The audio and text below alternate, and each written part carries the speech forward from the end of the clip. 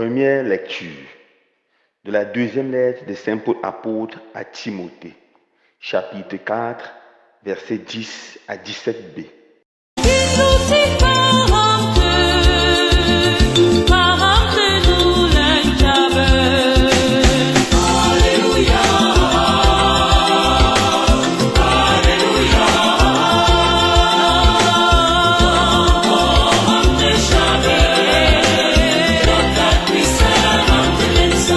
Bien-aimé, Démas m'a abandonné par amour de ce monde, et il est parti pour Thessalonique. Crescens est parti pour la Galatie, et Tite pour la Dalmatie. Luc est seul avec moi. Amène Marc avec toi. Il m'est très utile pour le ministère.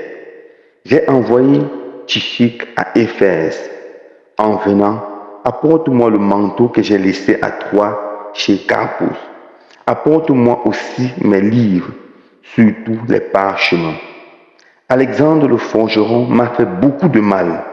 Le Seigneur lui rendra selon ses œuvres. Toi aussi, prends garde de cet individu, car il s'est violemment opposé à mes paroles.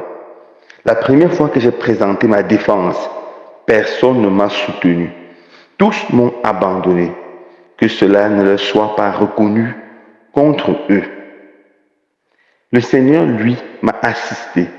Il m'a rempli de force pour que, par moi, la proclamation de l'Évangile s'accomplisse jusqu'au bout et que toutes les nations l'entendent. Parole du Seigneur. Nous rendons grâce à Dieu.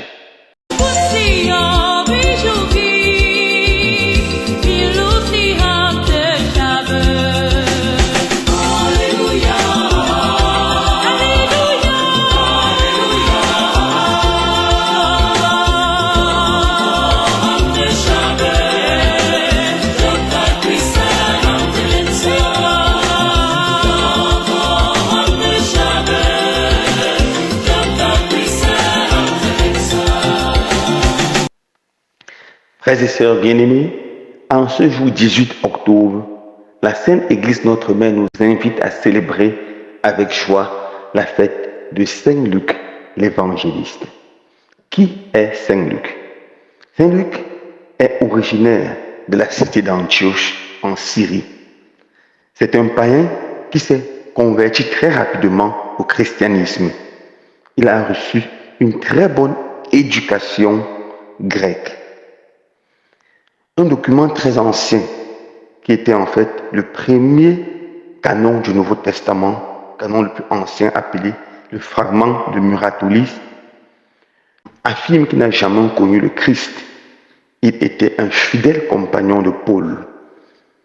Et il a rejoint Paul lors de son deuxième voyage missionnaire, lorsque Paul était prêt à embarquer de la Troie pour la Macédoine. On lit ça dans l'Actes des Apôtres, chapitre 16, verset 10. Saint Luc est un homme extrêmement fidèle. Malgré les persécutions, la souffrance, il n'a jamais abandonné Paul. Même lorsque Paul était en prison ou pendant son dangereux voyage missionnaire, Luc lui est resté totalement fidèle.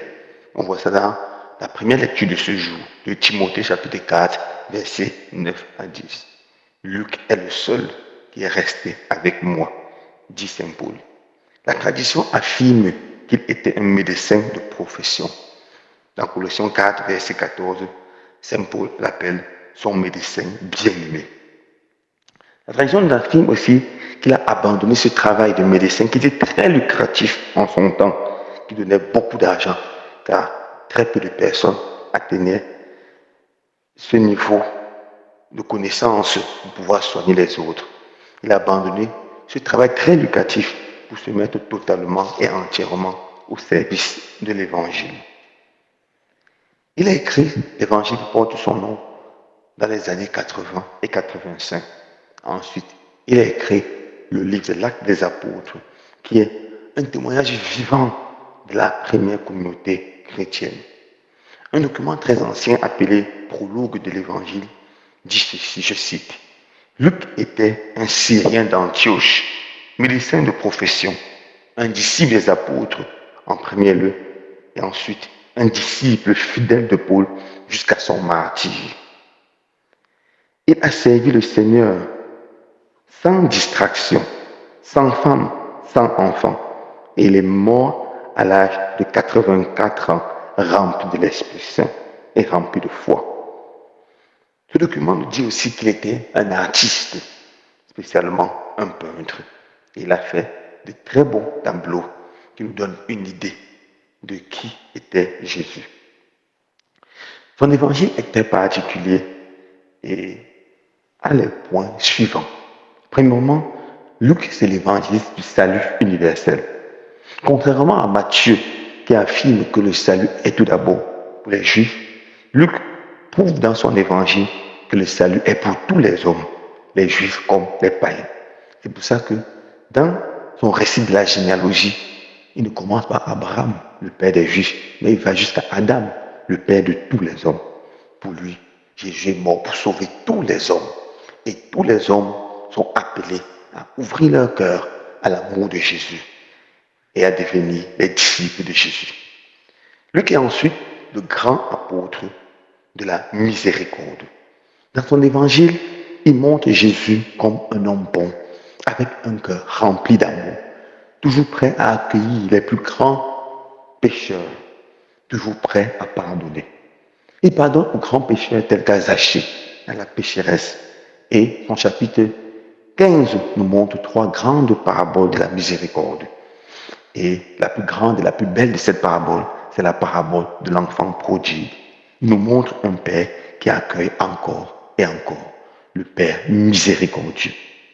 Luc, c'est aussi l'évangéliste de la prière. Aucun évangéliste n'insiste sur Jésus qui enseigne à prier comme Luc et qui est en prière comme Luc. Dans l'évangile de Luc, la vie de Jésus est une vie rythmée par la prière.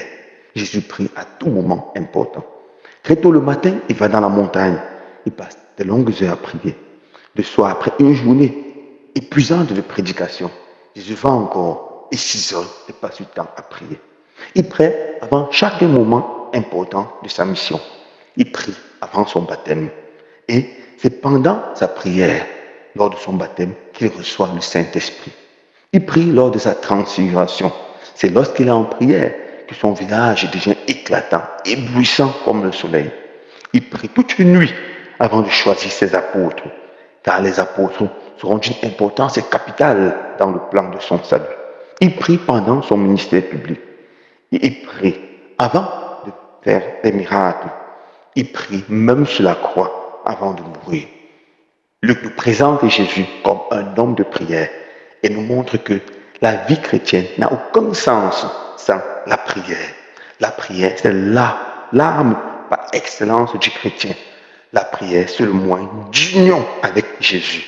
La prière, c'est tout pour le chrétien. Luc, c'est aussi l'apôtre du Saint-Esprit. Dans son évangile, il parle beaucoup du Saint-Esprit. Pendant que dans Marc, le mot Esprit Saint apparaît 6 fois, dans Matthieu 12 fois, chez Luc, il apparaît 18 fois. Dans le livre des Actes des Apôtres, l'Esprit Saint apparaît à presque chaque page. Beaucoup de pères de l'Église appelaient l'Acte des Apôtres l'évangile du Saint-Esprit. Car dans aucun document biblique, on ne voit l'Esprit Saint en action, en œuvre, comme dans le livre des Actes des Apôtres. Pour Luc, être chrétien consiste à s'ouvrir à l'action du Saint-Esprit, à la puissance du Saint-Esprit. Être chrétien consiste à s'ouvrir aux dons, aux grâces et aux charismes que l'Esprit Saint nous donne, afin de pouvoir partir, annoncer à tous les hommes que Jésus seul est Seigneur. Luc, c'est aussi l'apôtre de la joie et de l'action de grâce. Dans son évangile, et surtout dans le livre des Actes des Apôtres, on voit le mot joie qui apparaît encore et encore. La joie de devenir chrétien, la joie de prier ensemble, la joie d'assister à la fraction du pain, l'action de grâce à tout moment, l'action de grâce devant les merveilles que le Seigneur accomplit dans nos vies, les merveilles que le Seigneur accomplit dans la vie des fidèles. Luc, c'est aussi l'apôtre qui a un grand respect et un grand amour pour les femmes. Au temps de Jésus, il était très péjoratif de se faire accompagner par les femmes, car les femmes n'étaient pas beaucoup considérées dans la société. Les femmes étaient considérées même souvent comme des objets. Mais Luc nous présente Jésus qui se fait accompagner par les femmes. Et il met les femmes au même pied que les apôtres et que les disciples. Luc, c'est le grand apôtre des femmes. Jésus se fait accompagner par les femmes. L'évangile de Luc est d'une importance capitale aujourd'hui où l'Église insiste sur le rôle central de la femme dans le ministère de Jésus, la femme dans la vie de l'Église.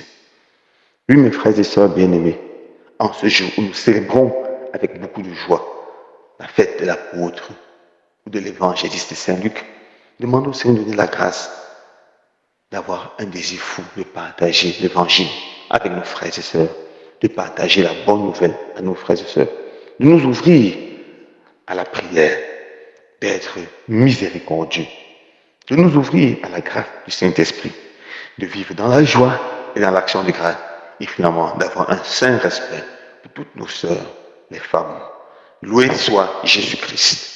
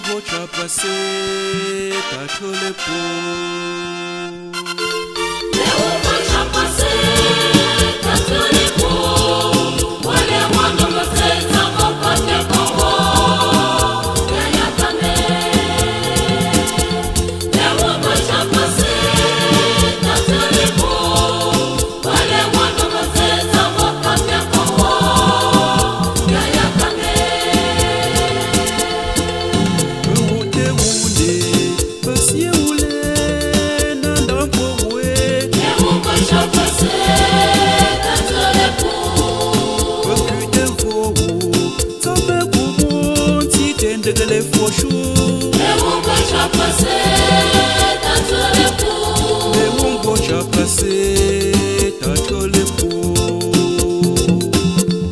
Eungo cha passé tatole pou Wale wano moteta kopake kowo Eya kane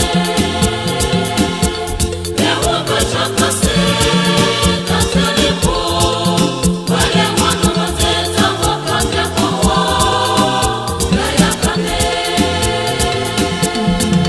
Chapase we se fole pou Ndentanga tutseme Eungo cha passé tatole pou Chapase we Nisewe mo Yesu Kristo Eungo cha passé tatole pou Chapase we Waje Jose Mitanga tutseme Eungo cha passé tatole pou Eungo chapase tatole pou Eungo cha passé tatole pou Wale wano moteta kopake kowo Eya kane Eungo cha passé tatole pou Wale wano moteta kopake kowo Eya kane